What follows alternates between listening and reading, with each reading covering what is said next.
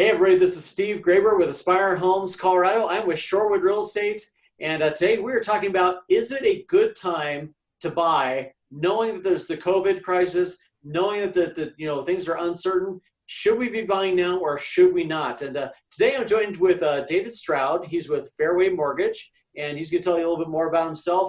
And then we're going to dive into some statistics that he found that we think are going to be very useful for you. So, David, welcome.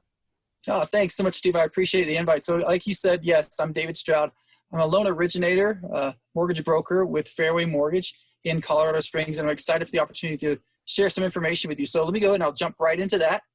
Some stuff I found recently as on 3 different websites.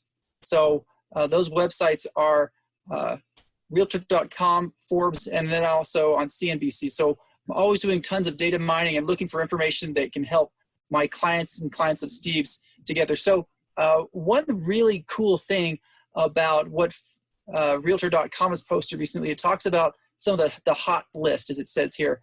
And in the hot list, we're talking about some of the places that are just essentially coronavirus proof here in the Colorado area. And one of those is, of course, Colorado Springs and Pueblo, Colorado. If you notice here, we have Colorado Springs is ranked number 1, and Pueblo is ranked number 4. Colorado Springs used to be number 6, and Pueblo used to be 42. Okay. And let me just scroll real quick here to the top of the screen here, so you can see what I'm talking about, what this ranking means. And this ranking, it is April's hottest markets, even coronavirus can't keep these real estate hotspots down. And so just again, Colorado Springs ranked number 1. Pueblo, Colorado is ranked number 2. Now, Steve, we chatted about this before, but what are some reasons why you think that might be the case for Colorado Springs and for Pueblo?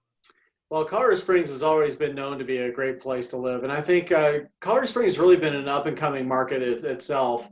We've seen that the Colorado Springs is so hot because we have such a good economy. We have a lot of millennials that are working here. It's a very millennial-friendly. We find that the military provides a lot of stability, I think, to Colorado Springs, and because you have the government jobs, and I think that because we have such a strong military presence, we don't see the changes that other markets do. And I think just obviously the place to live here, where you have the view of Pikes Peak, you've got the all the things that do, whether it be Garden of the Gods, and you have whether it be North Pole or Cave of the Winds, and it's just an exciting place to live overall, and not to mention the weather too, because the weather is just fantastic here. We actually have full 4 seasons, and where a lot of places don't, and really the weather's pretty mild overall. So do you agree with that, David? Absolutely. And I think it's great that even in the wintertime when it snows, it's still sunny. And it's amazing how quickly we'll have a big snowstorm come in, but then it melts so fast. And so that's one of the things I love about Colorado Springs. I moved here recently, well, not recently, but several years back. I moved here from Austin, Texas. And I love Austin, Texas. But one of the issues there is that the bugs that are there and the humidity and the heat in the summertime, it's uncomfortable. Whereas you don't have that here in Colorado Springs. So just another one of those great reasons as to why it's listed number 1 here. But also I think as you look at the different polls nationwide of top cities to live in, Colorado Springs for years has been in the top 10 of those. And it's no wonder it's why we're ranked number 1 here in this last month for places that are corona-proof. And then also with Pueblo.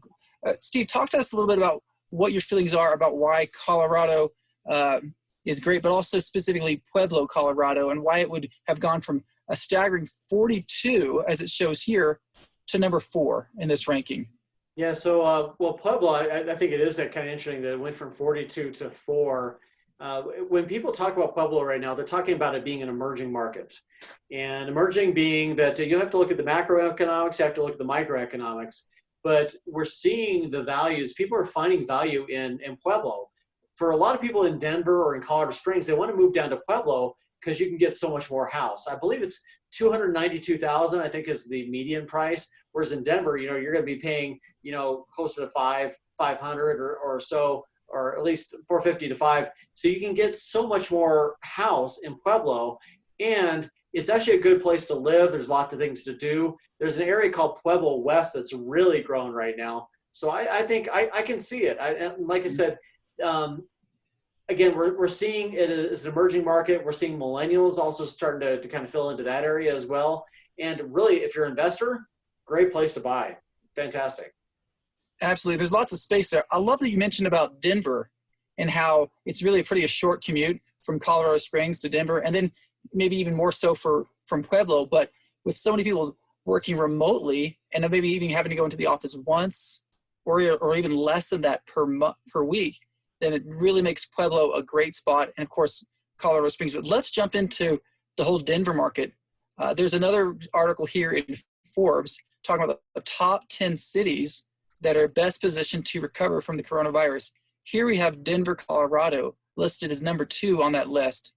Or actually, these are alphabetically sorted. So, but it's on the list if nothing else. And so Denver's on the list of top 10 cities. And so people who the economy might be doing fantastic in Denver, but maybe it's still a little bit out of someone's price range. That's what brings to light Colorado Springs and even Pueblo. So definitely something neat to think about. Steve, did you have any thoughts about Denver, Colorado as well? No, I think, David, you touched on it. I think it's the economy. The economy is really what's doing so well in Denver right now. There's a lot going on with the tech sector, which I think has been a huge draw. Plus, we're in Denver. They're continuing to build the infrastructure in for the roads. I know C470, they're working on that, and so with everything that's going on there, and again, great place to live. I mean, you're right here in the Front Range. You're right in the central part of the United States.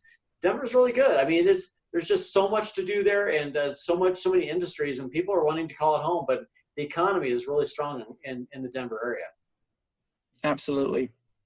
And so this last thing, thank you, Steve. This last area is, let me talk to you about what's going on with CNBC and what they said. So I'm here on the CNBC website, and you can go, and of course, anyone can go to these websites and see this information for themselves.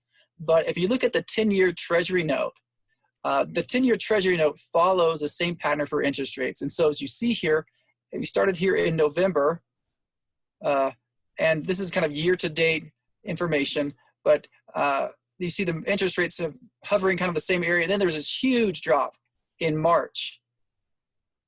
I want to annotate that, or that's when everything started getting shut down, and so that's why the big drop there.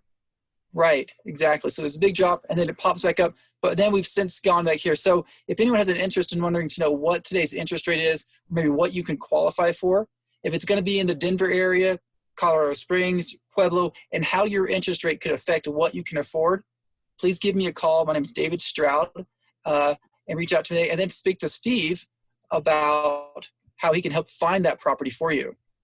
Yeah, the thing that I enjoy doing, and thank you, David, because I know you really got that expertise on the rates, and you can really find the right loan that'll help them get where they need to be. And then for me, I built an algorithm where I can help people find places within, whether it be the Front Range if you're up Fort Collins or Denver or down in Colorado Springs, I can help you find an area that would be the best value. And that's because one of the things I do is I pull a lot of statistics. So I have this algorithm that runs every day that really will narrow that down for you. So especially if you're a buyer, but even if you're a seller, I love to help all people out buying, selling, or investing. That's kind of what we do. So David and I really enjoy real estate. This is something we want to do. You can call us anytime. You've got my number. It's Steve Graber, 719-430-4440. I get my email address right there. David, of course, has his as well. So please give us a call, because we really want to bring good value for you. If you're not sure or just thinking about buying or selling, maybe not even thinking about doing it for a year, give us a call, because we can help you prepare in that process. So absolutely. And tune in for our next video. We're going to cover a ton more information. This is going to be a regular thing. So watch for these videos. You're going to really gain a lot of information from this. It's going to help you to know when's the best time for you to buy and to help you to understand what's happening in the market. So give us a call, and we'll be happy to help. Yeah, thanks for joining us today. Have a great day. Thanks.